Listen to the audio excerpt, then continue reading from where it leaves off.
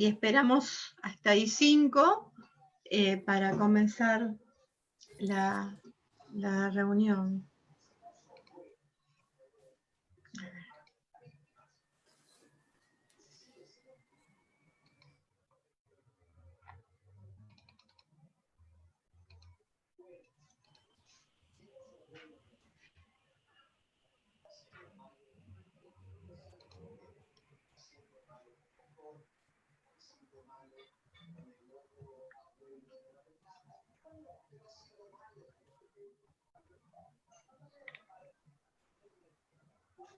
Vamos a ver.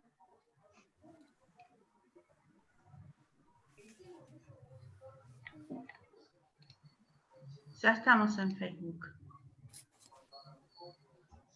Buenísimo.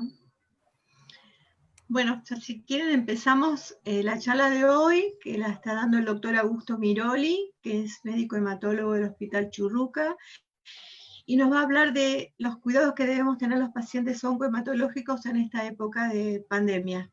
Buenas tardes, doctor. Gracias por darnos esta charla a nosotros. Muchísimas gracias, Aide, y a través tuyo a Linfomas Argentina por esta invitación. Y por supuesto a todos los que nos están acompañando esta tarde, noche ya. Esta es una charla que está dirigida principalmente a pacientes y tiene como objetivo entender aspectos básicos de la pandemia y de qué manera debemos cuidarnos como pacientes oncohematológicos. Por lo tanto, vamos a abarcar estos dos aspectos que les mencioné antes. El 8 de diciembre del año pasado, médicos de la comunidad china empiezan a notar el aumento de incidencia de una neumonía de origen desconocido y cuando hacen un rastreo epidemiológico detectan que la mayoría de los pacientes habían estado en contacto con un centro comercial donde se comerciaban animales en el mercado de Huanan, en la ciudad de Wuhan. Posteriormente, el 31 de diciembre del mismo año, hacen la declaración a la Organización Mundial de la Salud y pocos días después se descubre que el origen de esa neumonía desconocida era un virus que pertenece a la familia de coronavirus. Acá arriba a la derecha tenemos una foto por microscopio electrónico de cómo se ven estos virus, que si uno los mira parecen ser una corona vista de arriba, y es por eso que se le dio el nombre a la familia esta de coronavirus. Este coronavirus, que actualmente es el responsable de esta pandemia, es el llamado SARS-CoV-2, que provienen de las siglas en inglés de síndrome respiratorio agudo severo por coronavirus de tipo 2, para diferenciarlo de otro coronavirus que también produce esta patología, que fue epidemia en el año 2002. Este es un virus ARN de cadena simple que tiene varias proteínas de superficie. Una de ellas, muy importante, que es la proteína esta que se llama Spike, proteína S, que significa espiga en inglés, y que es la llave a través de la cual el virus entra en las células. Las células que tienen receptores para este virus se encuentran en el epitelio respiratorio alto y bajo, pero también en otros órganos como corazón, intestino, riñón. Por lo tanto, si bien las manifestaciones clínicas son principalmente respiratorias, no es un virus solamente respiratorio, sino que es una enfermedad sistémica.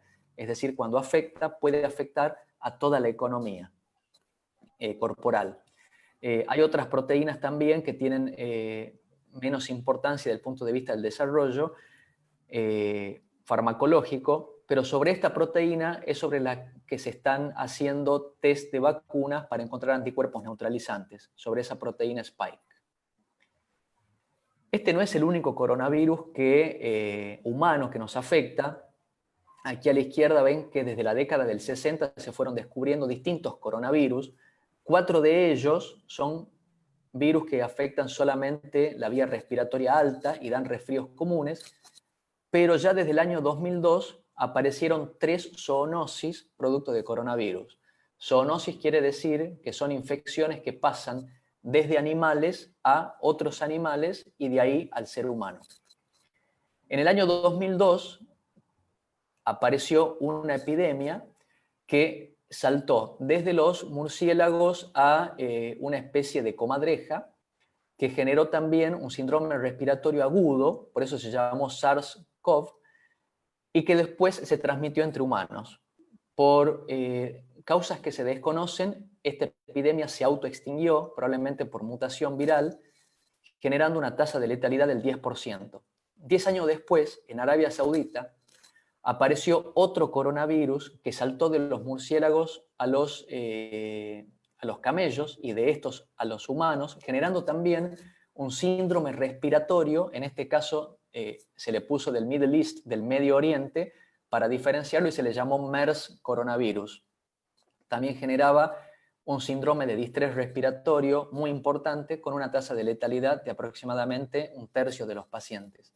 Y por último, como les mencioné antes, en el año 2019 apareció este coronavirus utilizando como huésped intermedio aparentemente un pangolín, que es este mamífero que vemos acá. Eso no está todavía del todo demostrado, y que tiene una tasa de letalidad variable, pero aproximadamente del 2%. Y se le puso 2 para diferenciarlo de este coronavirus del año 2002, que fue el primero, y se le dio a la enfermedad Coronavirus Disease el nombre, en 2019, y por eso le llamamos las siglas COVID-19.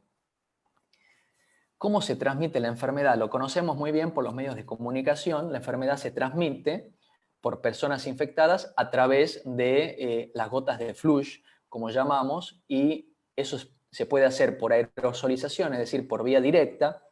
Es un virus que suele ser pesado y que cae al metro, metro y medio, por eso es el distanciamiento social que se pide de 2 metros o más. O también puede contaminar superficies y llevarlas desde las manos como pacientes, como huésped, entrando por nariz, ojo o la boca e infectándonos.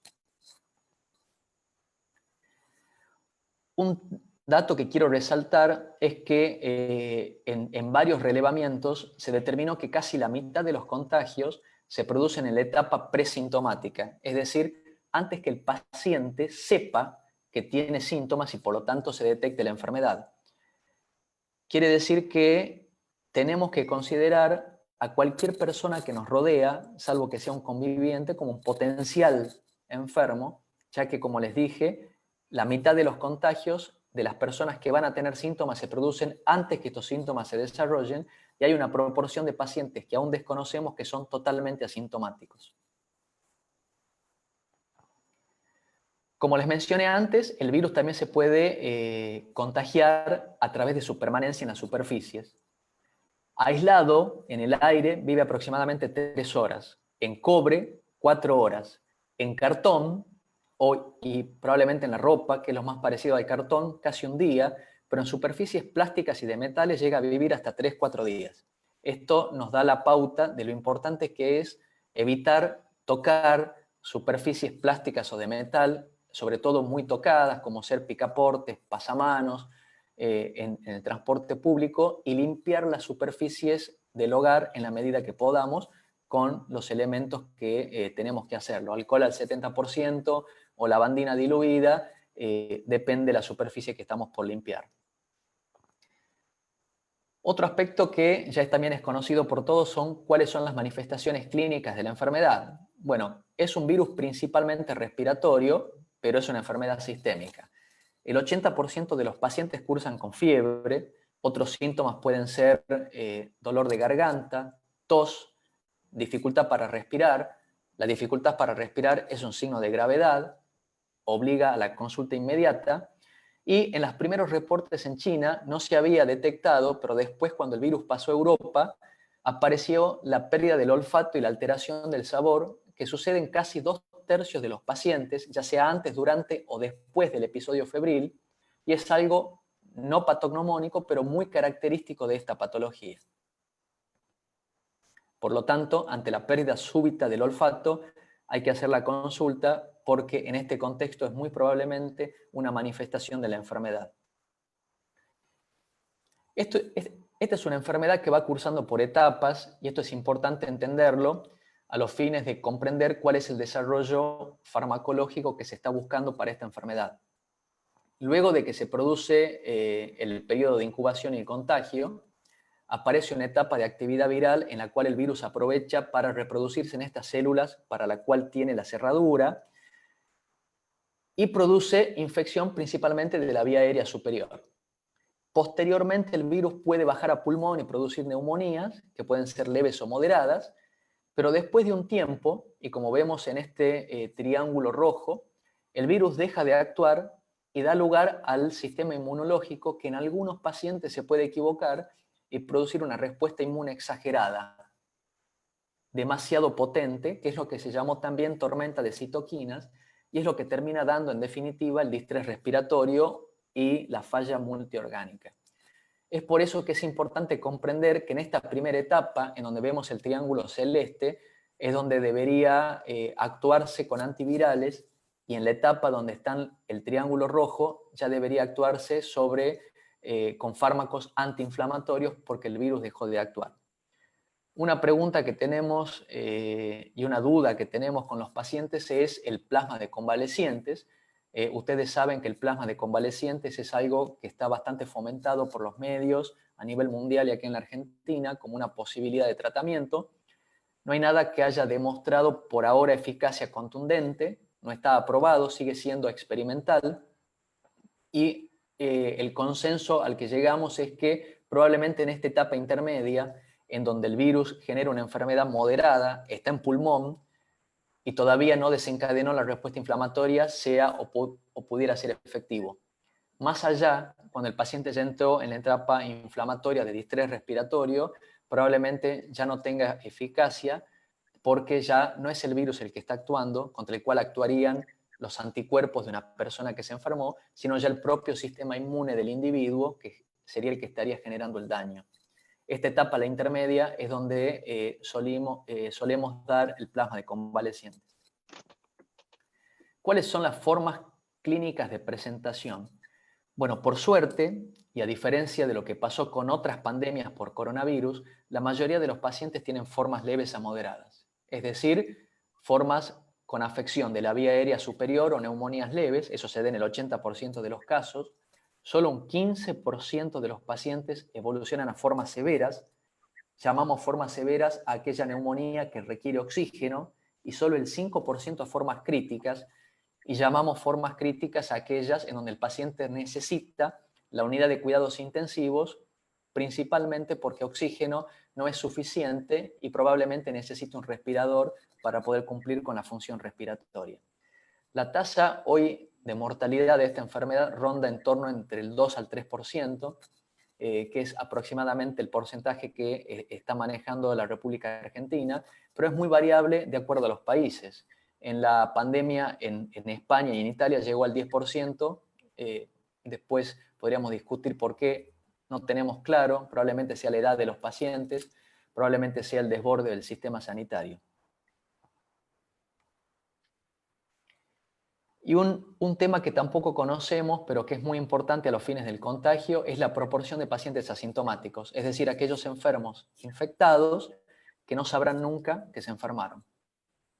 Las series van del 18 al 33%, es decir, que si consideramos que casi la mitad de los pacientes se pueden contagiar en la etapa presintomática, antes que el individuo sepa que está enfermo y se pueda aislar para cuidar a otros, y un tercio de las personas probablemente nunca se enteren que están enfermas, vuelvo a repetir que es importante considerar a toda persona que no sea conviviente como un potencial enfermo y sobre todo si somos personas de riesgo y cuidarnos y tomar las medidas para cuidarnos que sean necesarias.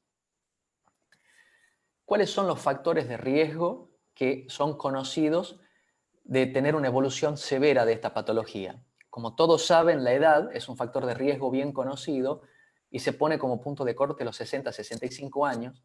El tener antecedentes de patologías respiratorias, enfermedad pulmonar obstructiva crónica o asma, el tener patología cardiovascular, la diabetes, la hipertensión, también la obesidad. Hace poco salió un metaanálisis en una revista importante de endocrinología donde confirma que la obesidad es un factor de riesgo para evolución severa. Y también el fumar. El fumar aumenta el receptor para el cual esa proteína spike que yo les mencionaba puede entrar y por lo tanto hace al paciente más propenso a contagiarse. Y por último, los pacientes oncológicos, que es lo que amerita la charla que estamos dando hoy, cómo cuidarnos al ser población de riesgo, ¿no? Entonces la otra pregunta es qué medidas podemos tomar de manera global para prevenir la enfermedad, considerando que no hay ningún tratamiento probado y aprobado, como tampoco ninguna vacuna aprobada, que después vamos a hablar un poco de ese tema. El lavado de manos es fundamental con agua y jabón, ya escucharon muchísimos en los medios de comunicación. El jabón disuelve las proteínas de membrana del virus que les mostré en un principio. Sumado eso al efecto de arrastre del agua, sería una de las mejores técnicas para poder eliminar el virus de nuestras manos. Por supuesto que también se pueden usar agentes sanitizantes, pero el agua y el jabón sería la mejor herramienta para evitar llevarnos el virus a la cara. Si vamos a estornudar, hacerlo en el pliegue del codo para evitar contaminarnos las manos y con ella tocar superficies y podamos contagiar a otros. Mantener el distanciamiento social, ya dijimos por qué, el virus suele tener tendencia a caer por su peso y por lo tanto 2 metros de una persona que habla o tose no llega, entonces tendríamos cierta protección con este distanciamiento. Por supuesto, evitar tocarnos la cara, y eso es algo que hay que tratar de hacerlo, pero es muy difícil. Hay estudios que demuestran que nos tocamos la cara en promedio 20 veces por hora, todo es de manera inconsciente, y no compartir utensilios, por supuesto, ¿no?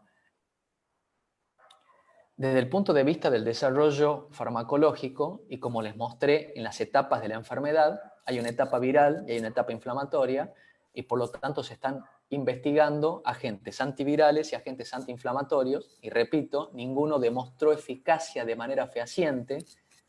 Hubo fármacos que demostraron eficacia en estudios con muy mal diseño, pero cuando se hicieron diseños más importantes demostraron que son ineficaces, como por ejemplo la hidroxicloroquina, y se están probando ambas estrategias. El plasma de convaleciente sería una estrategia antiviral, es una estrategia que de usarla habría que hacerla en una etapa más bien precoz de la patología. Tampoco hay nada que, como dije antes, que esté probado, y todos estos fármacos de usarse están dentro del contexto de ensayos clínicos. Con respecto a las vacunas, les quería mencionar que hay más de 140 vacunas que están siendo desarrolladas en el mundo. 18 vacunas ya están siendo probadas en humanos y 3 ya pasaron la fase 3.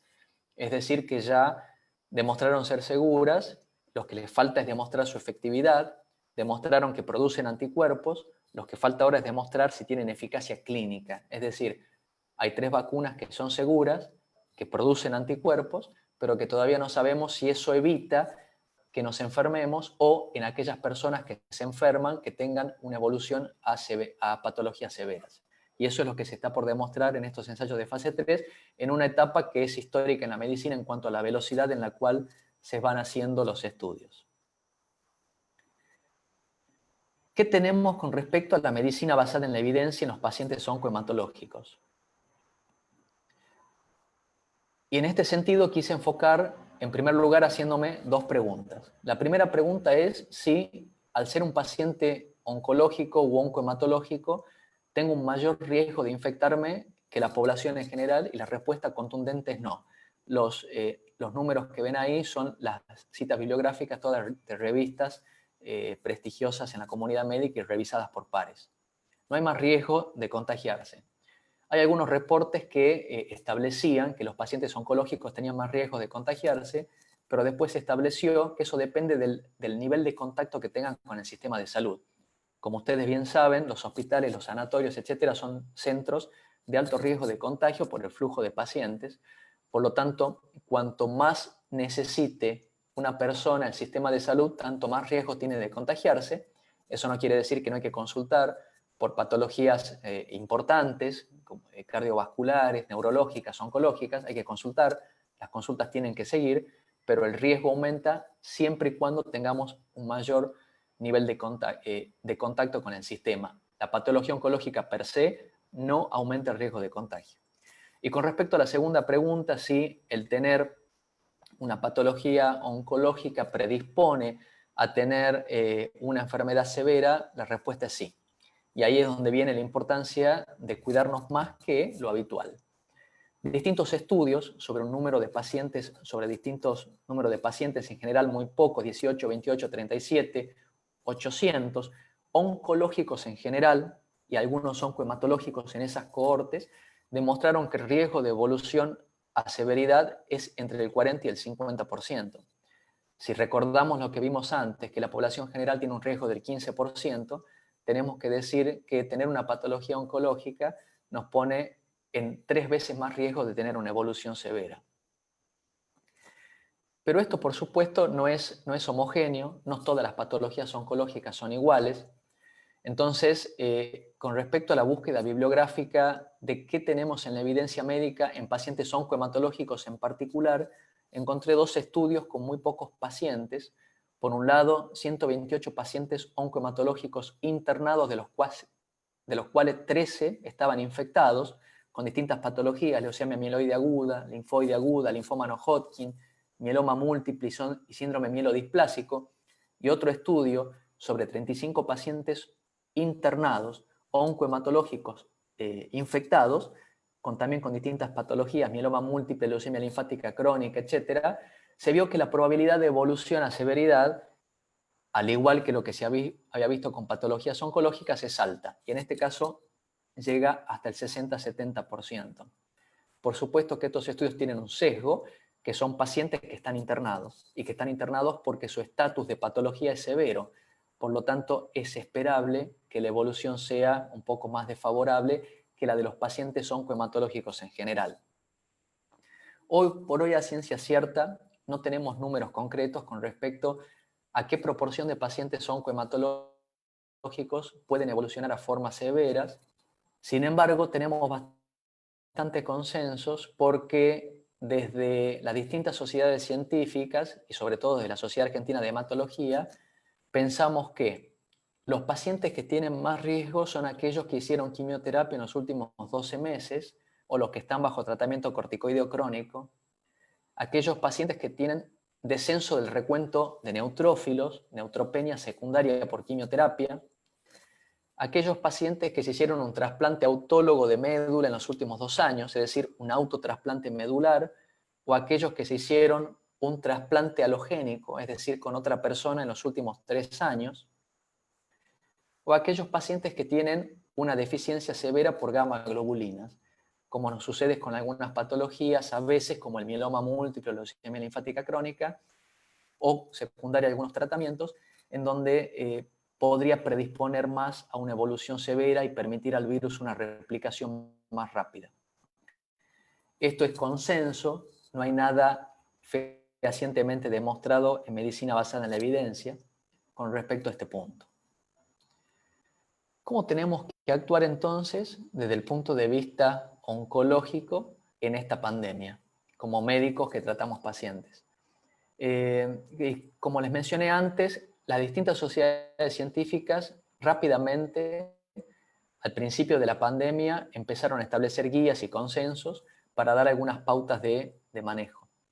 Si nosotros tenemos un paciente en el cual sospechamos una patología oncológica, no tenemos que demorar los métodos diagnósticos, porque la pandemia va a pasar y la patología oncológica va a haber que tratarla, y por lo tanto habrá que hacer o habrá que tomar las medidas para diagnosticar qué es lo que tiene el paciente. Si el paciente ya tiene una patología oncológica confirmada, lo que tengo que establecer es si es una patología oncológica cuyo tratamiento es una urgencia o es un tratamiento que puede ser diferido.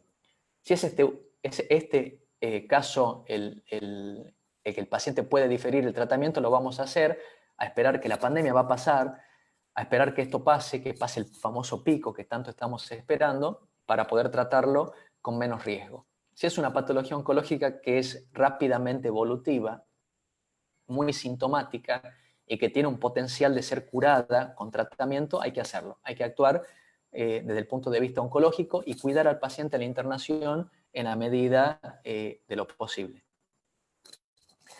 Si un paciente con diagnóstico oncológico sospechamos que tiene coronavirus, rápidamente hay que hacer el diagnóstico de la infección para aislarlo y evitar que contagie a otros, a sus seres queridos. Y si el paciente tiene un caso confirmado de enfermedad, también debo aislarlo y, en la medida de lo posible, posponer el tratamiento oncológico hasta que pase. Las patologías oncomatológicas son muchas, pero a los fines de ejemplo, ¿qué pasa o cómo actuamos con respecto a los pacientes con linfoma? Aquellos pacientes con linfomas que están en remisión, tratamos de evitar el contacto médico. Ya dijimos que los centros de salud son de riesgo de contagio y por lo tanto estamos implementando sistemas de telemedicina. Como ustedes saben, los linfomas se pueden clasificar en linfomas Hodgkin y linfomas no Hodgkin. En el caso del linfoma Hodgkin es un linfoma potencialmente curable y por lo tanto el tratamiento, excepto que esté en estadios localizados, no debería dilatarse y hacerlo exactamente con los fármacos que hacemos prepandemia, porque es una patología que tiene una alta chance de curación. A su vez, los linfomas no Hodgkin se clasifican en linfomas de bajo grado o indolentes, que son aquellos que evolucionan lentamente y que no tienen un tratamiento curativo, entendiéndose por curación a algo que voy a poder eliminar de una vez y para siempre. Por lo tanto, el tratamiento va a controlar la enfermedad, pero no la va a hacer desaparecer. En estos casos, o en la mayoría de estos casos, podemos dilatar el tratamiento hasta que pase este pico del que hablábamos, pero en los linfomas que son curables, que son más agresivos, que evolucionan más rápido, tenemos que establecer el tratamiento curativo y no demorarlo a los fines de poder darle la chance al paciente que necesita de poder eliminar este problema.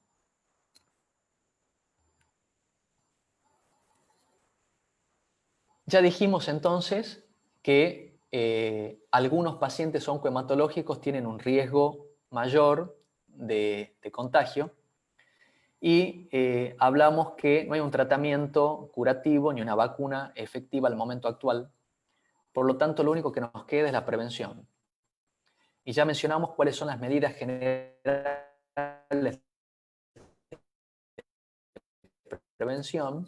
Y acá para resaltar, pacientes oncohematológicos para cuidarnos más que las que ya conocemos, pero tenemos que ser muy estrictos con estas medidas. La higiene de manos, ya dijimos por qué, para evitar llevarnos el virus a la cara, evitar tocarnos la cara por esto mismo, evitar tocar superficies de alto contacto, ventilar los ambientes para disminuir la carga viral si es que estuviera contaminado el ambiente, limpiar frecuentemente las superficies para evitar esto de los fomites, ya sea con alcohol al 70% o con lavandina diluida. Hay que ver qué superficies se pueden limpiar con qué sanitizante.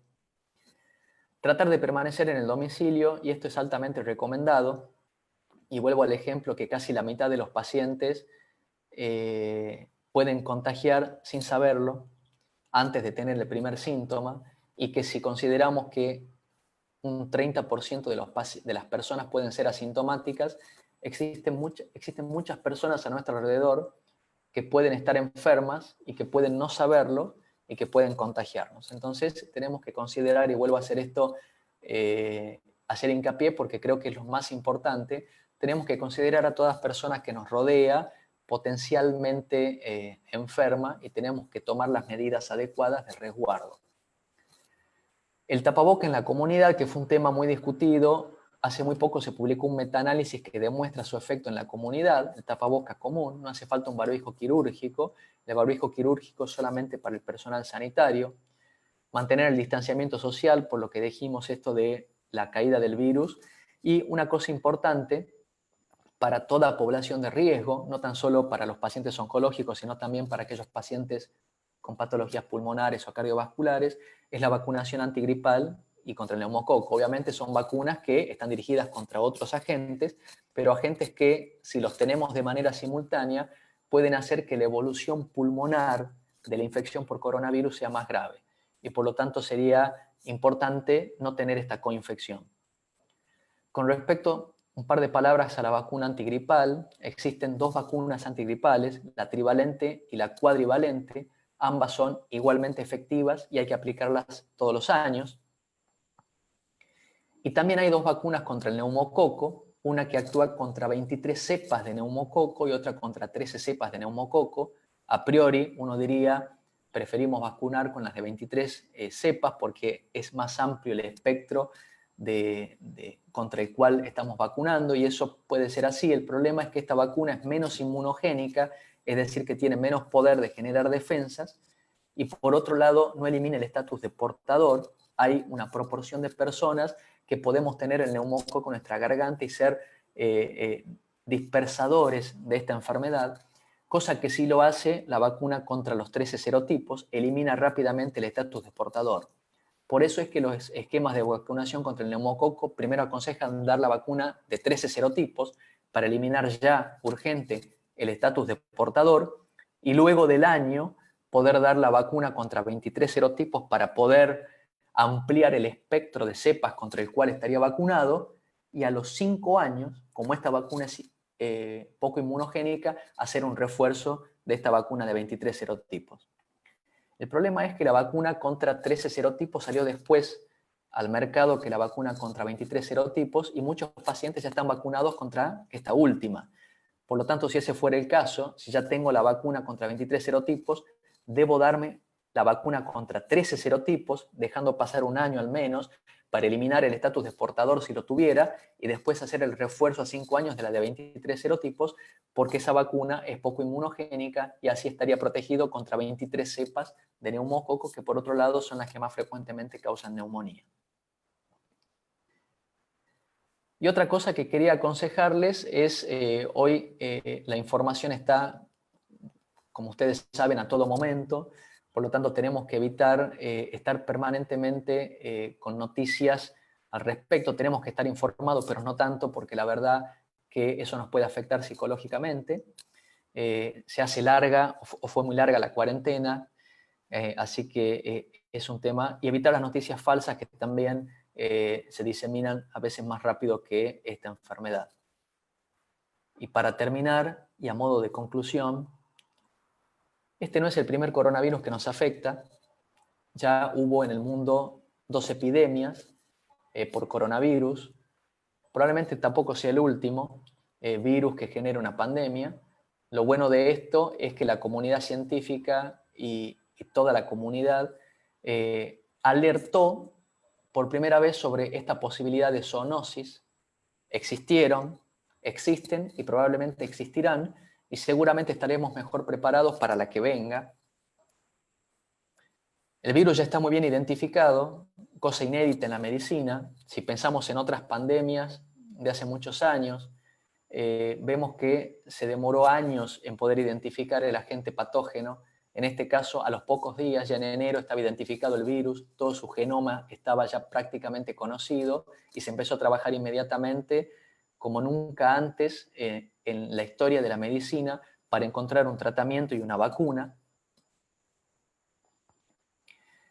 No todos si bien los pacientes oncológicos son en general un grupo de riesgo, no todos los pacientes oncohematológicos son un grupo de riesgo en particular. Ya mencionamos cuáles son las características que nos ponen en un riesgo particular y las medidas de cuidados que tenemos que tener no son diferentes a la de la población general, pero por supuesto, por ser pacientes de riesgo, tenemos que hacerla con mucho más ahínco y estar más atento para evitar contagiarnos. Desde ya, muchísimas gracias por su atención y trataremos de responder algunas preguntas que hayan hecho por esta vía o a través de Facebook. Bueno, yo solamente en Facebook hay un paciente que creo que ya está respondida la pregunta, porque la hizo muy temprano. Dice, tuve un linfoma hace 9 años, estoy en remisión, me gustaría saber qué riesgo corremos los pacientes con este antecedente, si tenemos que tomar algún recaudo en especial. Creo que ya... No, ya después de 9 años prácticamente se considera ya un antecedente. Es la edad y otras comorbilidades probablemente sean más importantes que ese antecedente del linfoma. Es decir, si ya pasó un año desde la última quimioterapia, el riesgo de no tener otras patologías sería el mismo que el de la población general, ¿no? Acá Mari pregunta, ¿la remisión a qué se llama? Creo que Mari no es de Argentina. Se llama remisión cuando la enfermedad ya no está más en el cuerpo, es decir, cuando ni al examen físico ni por métodos de imágenes, hablando de un linfoma, por ejemplo, no detecto la enfermedad. Depende de la enfermedad, es el concepto de remisión, pero de manera global, remisión es no tener evidencia clínica ni imagenológica de la enfermedad por la cual se recibió un tratamiento, ¿no? Bien. Bueno, acá Martín Biasioli Dice, excelente charla, muy práctico, un abrazo grande para usted, doctor Miroli. Es un amigo, Martín. Bueno, Corina Díaz dice, hola, ¿cómo cuidamos la salud emocional en tiempos de COVID?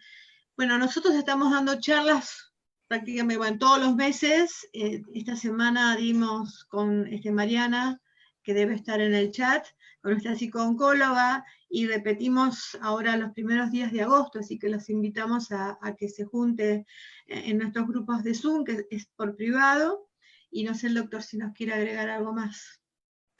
No, básicamente la salud emocional se cuida, si bien tenemos que estar aislados, teniendo contacto por otras vías, por internet, por teléfono, con los seres queridos, no perder ese contacto social. Creo que se cuida tratando de evitar estar todo el tiempo escuchando noticias sobre este tema, y creo que se evita no teniendo miedo. Es decir, no hay que tener miedo, lo que hay que tener es precaución, hay que tener cuidado, pero no miedo, porque el miedo paraliza y no es el sentido, eso sería algo totalmente contraproducente. La vida continúa y va a continuar, la pandemia va a pasar y bueno, si actuamos sin miedo, vamos a actuar más inteligentemente. Bien, acá hay una pregunta de Analía, que en el 2018 terminó el tratamiento, mi oncólogo me prohíbe salir de casa, por ende no puedo trabajar, y mi último control fue en el 2019. ¿Es conveniente quedarme en casa? A ver, cualquier sugerencia o guía que uno pueda hacer a través de este medio es solo eso, es una sugerencia. No hay nadie mejor que su médico de cabecera, tu oncólogo, tu hematólogo, que te conoce casi al dedillo, que sabe qué patologías tuviste, que sabe cuál fue el tratamiento que recibiste y que sabe cuál es el estatus actual de tu patología, para que escuches el consejo de tu médico. Es decir, si tu médico te dijo eso, seguramente tiene razón. Así que hay que quedarse en casa, ¿no? Bien. ¿El autotrasplante de médula genera un sistema inmunológico nuevo o más fuerte? No, el autotrasplante de médula es el trasplante de la propia médula del paciente a sí mismo. Por lo tanto, el sistema inmune es el mismo que ya tenía el paciente. El trasplante con otra persona, el que llamamos trasplante alogénico, es implantar un sistema inmunológico de esa otra persona en mi cuerpo para que ese sistema inmune ataque a mi enfermedad. También me ataca a mí, o sea, me ataca a mí y a mis células normales. Pero siendo concreto con tu pregunta, no genera un sistema inmunológico más fuerte. El trasplante autólogo es el mismo sistema inmunológico que tenías antes de trasplantarte. Hola, estoy medicada con terapia dirigida con ibrutinib y quiero saber si mi sistema inmunológico se encuentra inmunodeprimido y si es riesgoso salir a caminar por calles no transitadas. Muchas gracias. A ver, el ibrutinib se utiliza para muchas patologías. Probablemente estemos hablando de una leucemia linfática crónica o un linfoma del manto. El ibrutinib y los inhibidores de tirosina quinasa de tipo Bruton tirosina quinasa no demostraron que pongan al paciente en un mayor riesgo. Todo lo contrario, y con esto quiero ser cauteloso con lo que voy a decir, hay estudios en pacientes que estaban bajo ibrutinib, que se infectaron y que tuvieron una mejor evolución comparados con los pacientes que suspendieron la medicación. Hoy es un tema de debate. Si yo tengo una persona bajo tratamiento con ibrutinib y se infecta, ¿qué hago con el ibrutinib? Si lo suspendo o no lo suspendo. En general, la poca evidencia que tenemos, y es poca, hay un estudio francés con 9 pacientes con macroglobulinemia de Waldenström y un reporte del cual participó el Hospital Italiano de La Plata, acá de la Argentina, sobre 190 pacientes con leucemia linfática crónica que demostraron que el ibrutinib tendría un efecto protector. Entonces es importante saberlo. No por eso, no por estar tomando ibrutinib, uno está libre del riesgo, ni tampoco puede no evolucionar de una forma severa. Sí podés caminar por calles no transitadas, lógicamente, sin temor, pero lógicamente tenés que tener todas las medidas de cuidado, como cualquier otra persona, y más todavía por estar tomando por la causa que te lleva a tomar esa medicación, ¿no? ¿Puedo realizarme en este tiempo una extracción dental si es urgente, luego de 4 años de haber finalizado el tratamiento y estar sin enfermedad hasta el momento? Sí, sí, por supuesto que sí. Yo acá lo que quiero acotar algo como odontóloga, que lo que hay que Mira, tener mira. cuidado es concurrir a un lugar, un centro odontológico que guarde todas las medidas de seguridad, y yo aconsejaría que vayan a la guardia de la Facultad de Odontología. Tengan mucho cuidado con eso, porque el odontólogo tiene que tener muchísimo cuidado, como los médicos que atienden a los pacientes con COVID. Entonces, que no vayan a cualquier centro odontológico, que se fijen mucho, tengan o no linfoma o hayan tenido o no linfoma, ¿no? Hola, yo terminé mis ciclos de quimio hace 1 año por linfoma de Hodgkin, y 4 meses antes de la enfermedad tuve neumonía y soy asmática desde los 3 años. ¿Corro algún riesgo si salgo de mi casa o al usar transporte público? A ver, sí, después de los 12 meses del tratamiento ya probablemente el ser asmática sea mayor riesgo que el antecedente del linfoma y haber hecho un tratamiento. Sobre todo por linfoma de Hodgkin, después de 12 meses es donde sabemos que las defensas se recuperan después de un esquema de quimioterapia de primera línea como ABVD. Riesgo corremos todos al salir de casa, es decir, yo te sugeriría, por los antecedentes, que trates de evitar en lo posible el transporte público. No siempre es posible, o sea, hay que trabajar, hay que salir, pero en la medida de lo posible trates de tomar todo ese decálogo de medidas preventivas que mencionamos antes. El riesgo, como te dije, existen pacientes asintomáticos y presintomáticos. Entonces tenés que tener todas las medidas de precaución, pero no por eso no vas a salir de tu casa, ¿no? Bueno, hasta ahora son agradecimientos nada más, y solo yo voy a agregarte una pregunta que la hicieron el otro día en el grupo de apoyo emocional. Hay pacientes que estaban haciendo un mantenimiento con rituximab y se los han suspendido y estaban angustiados porque no podían hacerlo. O sea, ¿cuál es tu opinión sobre ese tema? Bien, es un tema hoy bastante controvertido, el mantenimiento con rituximab. Al principio se dijo tratar de postergarlo, lógicamente, pero todo depende. A ver, ¿cuál es mi opinión? No hay nada demostrado en la medicina basada en la evidencia con respecto a este punto, por lo tanto es solo una opinión. Si el paciente está en remisión completa, es decir, ya no hay evidencia de la enfermedad y el rituximab está siendo administrado a los fines de prolongar esa respuesta, yo particularmente lo postergaría y no me sentiría angustiado, es decir, en el sentido de que se puede hacer tranquilamente. En el caso de que todavía existe evidencia de la enfermedad, lo que se puede hacer es postergarlo, en lugar de hacerlo cada 2 meses, cada 3 meses, por ejemplo, y en lugar de hacerlo por vía endovenosa, se puede optar por la vía subcutánea para disminuir el tiempo de contacto con el centro de salud. Si tu hematólogo te lo suspendió, seguramente está dentro de las guías la posibilidad de suspenderlo, seguramente sabe que tu enfermedad muy posiblemente esté suficientemente controlada para poder hacerlo y pasar este pico, pasar esta etapa de muy alto contagio, y después ya habrá tiempo de reinstaurar el tratamiento, ¿no? A no Bien, gracias, angustiarse por doctor. eso.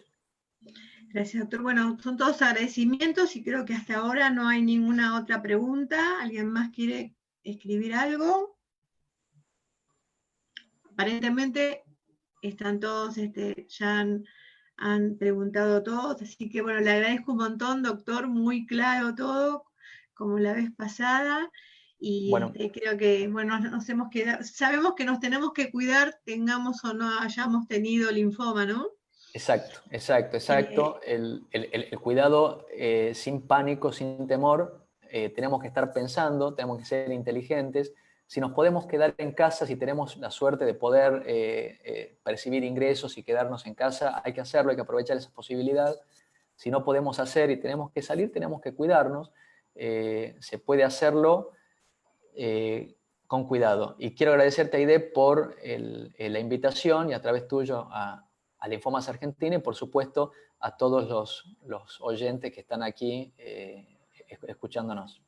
Muchas gracias, doctor. Bueno, acá todos agradecimientos, excelente charla, muy claro todo. Así que muchas felicitaciones y muchísimas gracias, doctor. No, por favor, gracias a ustedes. Un abrazo muy grande. Abrazo y saludos a todos. Y gracias por todo lo que están haciendo todos los médicos. Muchísimas gracias. Porque últimamente no veo que haya tantos agradecimientos a los médicos y me parece que tenemos que hacerlo. Eso mismo que nos viene bien, la verdad. Claro, hay que levantar el ánimo también a los médicos que están ahí en la trinchera, ¿no? Luchando y con muchísimos peligros también. Muchas gracias, doctor. Bueno, gracias a ustedes. Buen fin de semana. Buenas tardes. Muchas gracias. Chao. Bien.